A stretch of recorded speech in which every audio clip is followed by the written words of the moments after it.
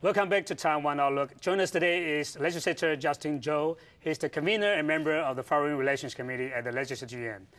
Hi. Mr. Chou, we've been talking about Taiwan's foreign policies in general, but as we know that the Foreign Relations Committee also oversees the so-called Overseas Compatriot affairs.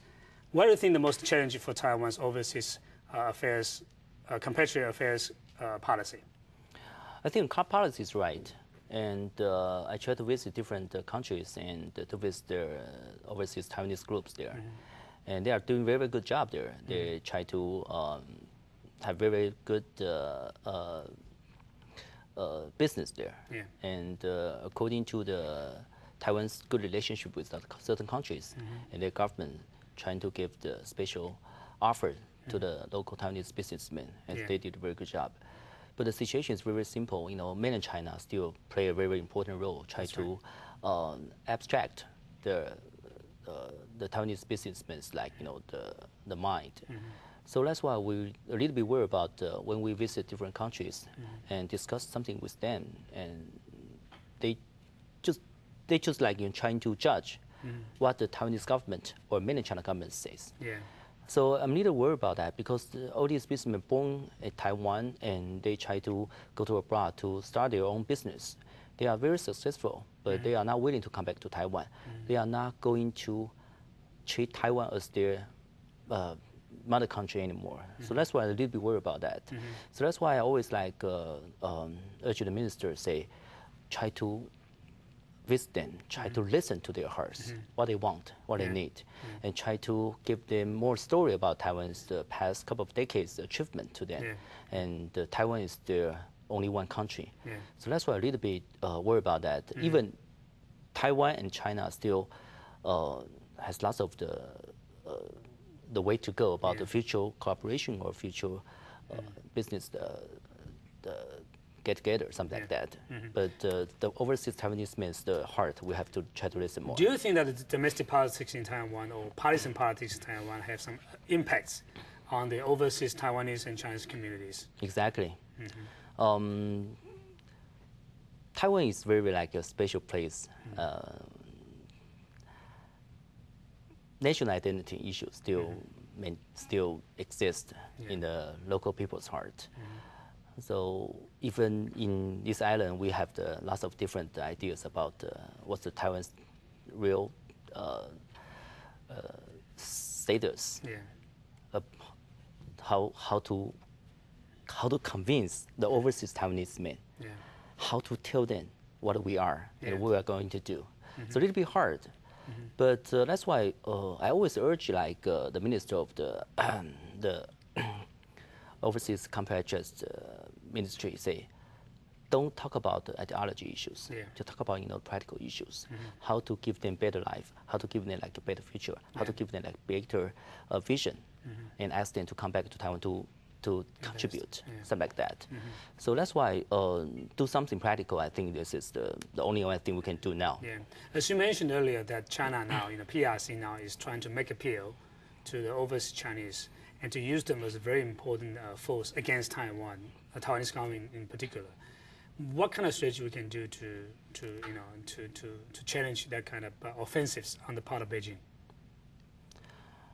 To tell them, Taiwan is our mother country, and future Taiwan and China issues, such as like Taiwan independence, or unification with mainland China is next generation's issues. So far, we have to maintain status quo and try to use their source, invest back, try to help Taiwan government, try to maintain better relationship with other foreign countries in the world. Just do something, but just of course you still have to maintain a good relationship with like foreign the country's government or mainland China's embassy offices there. But the situation, you have to know only one country is your mother country, that's Taiwan. As we know that the government now is trying to downsize the government structures, and OCAC, the Overseas Chinese Affairs Commission, will be merged into the Ministry of Foreign Affairs. And the Government Information Office, some part of it will be also merged into the Ministry of Foreign Affairs. Are you supportive of this kind of merger of different agencies into one? Exactly, I don't agree with that. I think you have to use different branch, to support different part of the people in the world. Even you are overseas, you are in Taiwan, or you are invest some business in mainland China, we still have to take care of that. So that's why we hope the Taiwanese government can still focus on different parts. If you just merge all the government offices all together, I don't think you can solve the current problems. Yeah, but is that true that it will be more efficient and more effective by merging some of the government agencies into one? We have lots of experience, which is bad experience for us. In the government, past couple of efforts, a couple of years as effort, we don't see we can merge to make a much more efficient situation. No, I think it depends on the China's mind. China want to do something, or China can sit down to discuss with you, or in our government, if the government want to talk about the ideology issues, or they want to focus on the real world issue. Depends. Yeah, that's right. In addition to budgets, there are also bills to be passed by your committee. And in terms of foreign affairs, what are major bills that is waiting in line? For instance, in the past, there have been discussions about the so-called international cooperation and development law, by legalizing our ODAs and so on. What do you think that should be discussed in terms of bills necessary for Taiwan's foreign policy? I think it depends on how to trying to maintain your friendship with other foreign countries. If you think the money can be the only one way to maintain, I can support that. But if you can think other ways, I can also support that more. So as the lawmaker, I always like to urge the minister to think something more. If you still tell me same answer, say, okay, money is everything. Money means everything. I don't have comments. Because you are a professor, you talk about politics. You know that money cannot solve everything. That's right. But Taiwan, if only think Taiwan want to use money to solve everything, that's Taiwan's choice. But which I don't think that's the only way. What's the best alternative for Taiwan in addition to the so-called money spent on from maintaining friendship? Taiwan had to use our own benefit, our own advantage, and try to broadcasting to the world. I can give you some example. Taiwan has very, very good the tourist place, and you have to try to open the door to welcome all the tourists from the world, and try to introduce Taiwan's good scenery, good economic, good the high tech technology, something like that, to the world. But in the past couple of years, I only see government to introduce Taiwan's national identity issues. Taiwan treat mainland China as our main enemy, and Taiwan had to get back to the United Nations, which is very important, but cannot save Taiwan's economy, cannot save Taiwan's crisis from the ideology issues. But the role of the legislature is also very important in shaping the direction of the foreign policy in general by budgeting control and so on. So what's the role, do you think, that should be more progressive or proactive of your legislature in helping Taiwan's diplomacy? Oh, first of all, budget. I can pass as many as budget, as the minister requests. I can do that because, in the Foreign Affairs Committee, we don't have much more difference among the opposition and it's bipartisan view. We think the Foreign Affairs Committee, we can help a lot. We can try to help them, but also we doing something like the visits different MP from the other countries, even we have the relationship or not. Every summer we just visit EU, which is South America, which is far away, but we still can organize 10 or 12 group or the LY members, try to go there, to visit there, and try to get something bilateral relationship in the future, or try to see our overseas Taiwanese men's business there, and try to maintain good relationship.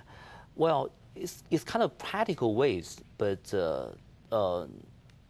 government, the Minister of the Foreign Affairs and the Foreign Affairs Committee in the LY, we are trying to play the role to help each other. That's right. So we will try to to help them and listen to them, what they need, that we can do for them.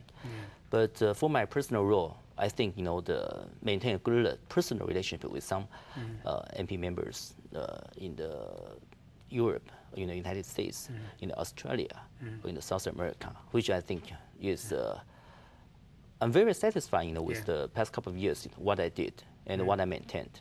And I always use this resource, get back to the Minister of Foreign Affairs, try to give to them, say, okay, this is the personal resource I did in the past couple of years, and you can use that to tell them my name and my friend.